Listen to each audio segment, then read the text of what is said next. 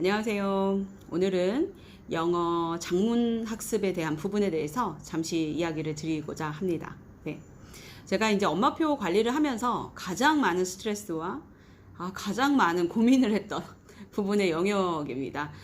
이걸 이제 디테일하게 얘기를 드리자면, 이거 뭐 밤을 새야 될 것 같은 에피소드가 너무 많았어가지고, 나름의 좀 스트레스가 좀 많았었던 영역이어서 우선은 좀 세분화시켜서 1, 2부를 나눠서 이제 간단하게 말씀을 드릴게요. 이제 두 번째는 이제 라이팅을 했었던 문제집에 대한 이야기를 드릴 거고, 첫 번째는 제가 이제 라이팅을 접근했었던 방법에 가장 엑기스 부분만 얘기를 드리도록 하겠습니다. 네. 라이팅 처음에 관리를 했을 땐 쓰기 학습을 시키진 않았어요. 아시는 분은 아시겠지만, 이제 뭐 브릭스 리딩 같은 리딩 학습서를 통해서 공부를 했고, 아이한테 받아쓰기나 이런 부분도 전혀 하지 않았던 케이스여서 갑자기 쓰기 부분 영역을 확 높여서 올려야 되는 케이스에 난관에 봉착을 했었던 국제학교에 다니게 됐기 때문에 그런 난관이 좀 있었던 그때 시기였었어요.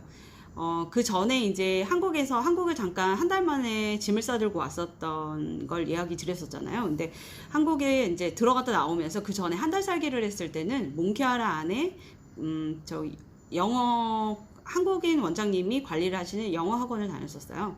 그러면서 이제 학교를 들어가면서 영어 학원을 다니지 않고 바로 끊게 됐었는데, 원장님께서 뭐라고 그때 얘기를 하셨냐면, 문법하고 라이팅이 아이가 너무 약하기 때문에 어머님은 잘한다고 생각하실 수 있겠지만 나중에 학교 성적이 엉망진창 난리가 날 거다. 지금 안 하시면 후회를 하실 거다 라고 얘기를 하셨었습니다, 그때.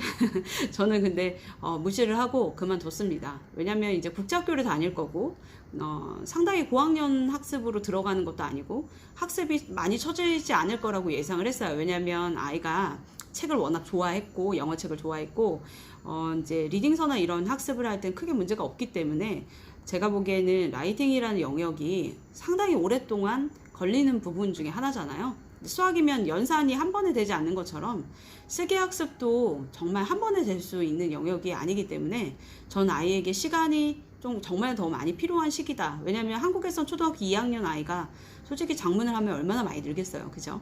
그렇기 때문에 과감하게 한 달 반, 한 달 살기 할 때만 잠깐 다녔다. 그만뒀었던 케이스였습니다. 그리고 나서 이제 국제학교 4학년 1학기. 이제 4학년 1학기부터는 쓰기 학습이 상당히 많이 이제 높아져요. 제가 나중에 말레이시아 한 달 살기, 말레이시아에 정착하기 이제 학습편에 대해서 이제 세분화해서 말씀을 나중에 드릴 건데, 자세한 거는. 어찌됐든 작문 영역이 조금 많이 높아지는 시기가 4학년 1학기 때부터 본격적인 에세이 학습이 많이 이제 강화돼서 들어가게 됩니다. 이제 저희 아들 같은 경우도 이제 난리가 났죠. 그래서 4학년 1학기 때 아직도 기억이 나는 게 너무 충격적이었던 게, 100점 만점에 쓰기 점수가 20점을 한번 맞아오고, 그 다음 주인가? 그 다다음 주 25점을 맞아오고, 그 다음 주에는 조금 업그레이드 돼서 40점을 맞았었어요. 그렇게 세 번의 점수가 50점도 안 되는 점수를 받아와서 정말 충격을 금치 못했을 정도로 그랬습니다. 그래서 학원을 정말 보냈었어야 됐나? 내가 너무 고집을 피웠나? 라는 생각을 할 정도로 잠시 상당한 고민 속에 있다가 어느 날 잡고 아이가 라이팅 했던 노트를 가져와라, 학교에서. 들고 와서 그 라이팅 노트를 보고 좀 생각을 좀 바꿨어요. 어떻게 바꿨냐면, 자세히 이제 눈여겨보면 특히 초등학교 저학년은 영어 라이팅 하는 거 아마 보시면, 특히 남자아이들은 평소 때 한국어도 그렇게 써요. 만약 예를 들면 가족에 대해서 쓴 게 있었어요. 그 중에 이제 3개 중에 하나 20점인가 25점 맞은 게 패밀리에 대해 쓰는 게 있어요. 근데 아이가 패밀리를 어떻게 썼냐면, 한국어로 이렇게 번역을 하자면 뭐라고 했냐면, 우리 엄마 이름은 오승이다. 우리 엄마는 38살이다. 우리 엄마는 나와 말레이시아에 살고 있다. 우리 아빠는 백남구다. 우리 아빠는 39살이다. 우리 아빠는 한국에서 돈을 벌고 계시다. 회사를 다닌다. 내 동생은 백윤성이다. 내 동생은 6살이다. 내 동생은 나와 함께 말레이시아 살고 있다. 이렇게 쓸 거예요. 패밀리에 대해서. 그 틀린 말은 아니에요. 아이가 패밀리를 쓰라고 했으니까 엄마, 아빠, 남동생, 자기까지 이렇게 4명을 다 썼잖아요. 그쵸? 걔는 뭘 잘못한 줄 몰라요. 그죠? 잘못한 게 아닌 거죠. 너무 이제 유아틱한 걸 한 거죠. 그때 생각해보면 저희 그때 학교 때 초등학교 1학년 잠깐 학교를 다녔을 때 일기 쓰기도 안 했던 학교였었어요. 그게 이제 학교장 재량이어가지고 저희는 이제 담임 선생님이 일기 쓰기가 그렇게 중요하지 않다라고 생각을 하셨는지 일기 쓰기를 안 했던 반이었습니다. 하물며 그것도 안 썼고 여기 왔는데 2학년 때 이제 2학년 4월에 왔는데 4월에 당연히 뭐 이제 영어 막 시작했는데 아이가 뭐 얼마나 늘겠어요. 초등학교 2학년 남자아이가. 여자아이라면 또 뭐 아름답게 이것저것 뭐 살을 붙여서 했겠죠. 그쵸? 그걸 그대로 영어로 번역을 한 거예요. 한마디로. 그러니 당연히 3학년 3학기, 4학년 1학기 기준으로 봤을 때 이 아이의 라이팅은 당연히 20점, 25점, 40점이 되어야 되는 게 마땅한 거죠. 그죠? 그죠? 그래서 고민을 했어요. 이걸 어떻게 접근을 해야 아이가 쓰기 부분을 관리를 잘 해줄 수 있을까? 어떻게 해야 최대한 아이에게 잘 접근했다고 말을 할 수 있을까? 라고 고민을 한 결과 얘한테 필요한 건 영어의 장문이 아니었어요. 제가 보기에는. 국어가 정말 더 중요했던 아이고 표현력이 더 중요했던 아이라고 생각을 해서 아이에게 조금 더 이제 그걸 보고 이제 시작한 게 6개월 동안 정말 국어책을 더 많이 읽혀줬습니다. 거꾸로. 정말 정신없는 엄마라고 말을 해도 다 무시하고 국어책을 좀 더 읽어줬고 그리고 아이에게 그걸 뭘 트레이닝을 시켰냐면 이야기를 했어요. 저 한국어로. 난 영어를 못하는 엄마였기 때문에. 그렇지만 난 한국 사람이잖아요. 한국어는 잘하니까. 나 한국어 누구보다 더 잘할 수 있으니까. 그렇게 해서 아이한테 이제 이렇게 접근했습니다. 만약에 예를 들면 패밀리라고 나왔으면 그래 맞아.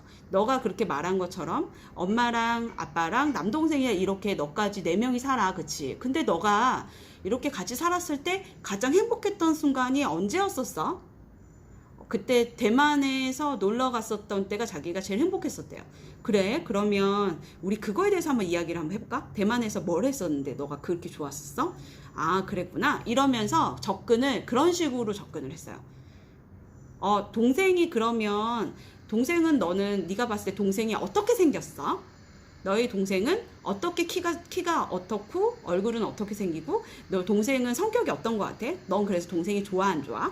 이런 식으로 계속 아이에게 한국어에 대한 부분을 계속 그러니까 약간 아웃라인을 좀 잡아줬어요.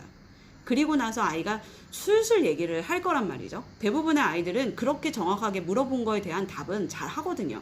근데 그렇게 말을 한 거를 조용히 A4지를 들고 와서 그걸 한번 써봐봐. 지금 네가 말한 거 똑같이 엄마한테 영어로 된 걸로 한번 써봐봐. 라이팅을 하는 단계쯤 되는 아이들은요. 기본적인 어휘가 되어 있고 기본적인 간단한 문장의 장문 정도는 할 수 있는 아이들한테 에세이를 쓰라고 시키겠죠. 그러면 그거에 관련된 단어나 쉬운 단어 정도가 어느 정도 차이 있는 상태에서 에세이를 들어가기 때문에 제가 했었던 이 접근 방법으로 쓰라고 했더니 아이들이 한가득까지는 아니어도 그래도 전에 뭐 5줄 썼다 그러면 10줄 정도는 충분히 써요. 그때 제가 시작했던 게 두 번째, 양을 늘리기 시작했습니다. 양을 늘릴 때 가장 중요한 포인트는 국어도 똑같아요. 받아쓰기를 지적하지 않는다. 쓰기에 대한 부분은 아이가 쓰잖아요. 많이 이만큼 쓰고 싶은데 이게 틀렸다고 매번 지적하고 야 너 문법 틀렸잖아. 너 이거 스펠링 틀렸잖아. 이거를 한 줄 할 때마다 지적을 하면요. 10줄 말할 수 있는 아이들은 2줄, 3줄밖에 말하지 않아요. 왜냐면 틀릴까봐. 단어가 썼은 게 틀렸을까봐 문법이 틀렸을까봐 그냥 내비로 두세요. 그러면 한 바닥을 씁니다. 정말 제가 이게 중간중간 사진을 한 번씩 올려드릴게요. 정말 이렇게 요만큼 썼었어요. 지금 보이시죠?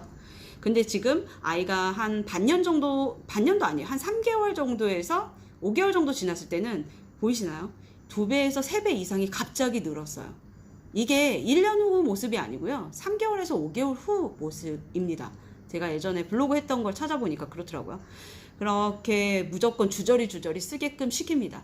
지금은 질이 아니고 양으로 승부해야 될 때이기 때문에 그렇게 해서 양으로 어느 정도 승부를 하고 나서 그 다음 단계는 질로 승부를 하는 단계로 넘어갔습니다. 질로 승부하는 단계로 넘어갈 때쯤 돼서 저는 못하잖아요. 그쵸? 영어를 잘하는 엄마가 아니니까. 뭐 영어 잘하시는 어머님들은 그러니까 뭐 지적도 해주시면 얼마나 좋겠어요. 진짜 그건 되게 부러운 일이잖아요. 근데 우리는 그걸 못하니까 우리는 그때 최고의 좋은 선생님을 한번 알아보셔서 일주일에 한 번씩 투션을 선생님, 과외 선생님을 놓고 아이가 정말 매끄럽게 잘 쓰고 있는지에 대해서 다듬는 시간을 주었습니다. 그렇게 다듬는 시간이 반년에서 1년이 지나고 나니 지금은 상당히 쓰기나 이런 부분이 매끄럽게 잘하고 쓰기를 남들보다 두려워하지 않는 아이로 성장하고 있다라고 감히 말씀을 드릴 만큼 큰아이, 둘째 아이 둘 다 똑같은 방법의 학습으로 똑같이 쓰기 양이 이렇게 많이 늘게 되는 지금 이게 사진을 올려드린 것처럼 이게 지금 맨 마지막에 있는 이 사진은 저희 둘째가 엊그저께 썼던 그 장문 부분이에요. 그렇게 해서 진로 이제 옆에 다듬어서 이제 해야 되는 둘째 아이긴 하지만 이 둘째 아이도 반년 후에 분명히 많은 발전이 있지 않을까라고 생각을 합니다. 얘도 지금 양으로 승부하는 시기가 조금 지나서 질로 조금 넘어가야 되는 시기에 딱 과도기거든요. 둘째 같은 경우도 분명히 첫째처럼 같은 반응이 왔었고 그리고 나서 그 이후에 관리를 했었던 방법이 거의 비슷했는데 많이 좋아졌다 라고 보일 정도로 눈에 띄게 아이들이 약간 점차적으로 많이 좋아지더라고요. 그래서 제가 느낀 건 어휘적인 부분이나 이런 리딩은 정말 리딩 학습서나 이런 걸 통해서 관리를 해주지만 라이팅은 정말 이 학습법으로 국어로 조금 접근하는 방법이 엄마가 유일하게 엄마표로 관리를 할 수 있는 방법이다 라고 생각을 해서 오늘 이야기를 드리는 겁니다. 그래서 저 또한 영어를 못하고 아이도 실제 많이 딸리는 아이인데도 불구하고 이 방법으로 관리를 했을 때 그래도 조금 낫더라고요. 근데 이거는 다른 친구들 관리하는 방법을 팁을 줬을 때 실제적으로 효과를 조금씩 보던 모습을 많이 봤기 때문에 제가 보기에는 엄마표로 그래도 조금 더 진행하고 싶다. 근데 장문 부분에서 조금 더 길게 아이가 쓰고 싶다라고 하면 아까 제가 말한 것처럼 국어의 접근 방법으로 해서 관리를 하면 분명히 중구난방으로 쓰더라도 아이가 분명 상당히 많은 양의 장문을 하게 될 거예요. 그리고 나서 이제 조금 질도 매끄럽게 만들고 하는 단계인 것 같아요. 그래서 우선은 제가 볼 땐 장문학습법은 이렇게 접근하는 것도 나쁘지 않지 않을까라는 생각으로 말씀을 드렸습니다. 2부에서는 제가 아까 말씀드린 것처럼 문제집에 대한 괜찮은 문제집 추천, 장문학습서를 추천드리는 걸 말씀을 드리도록 하겠습니다. 오늘은 여기까지.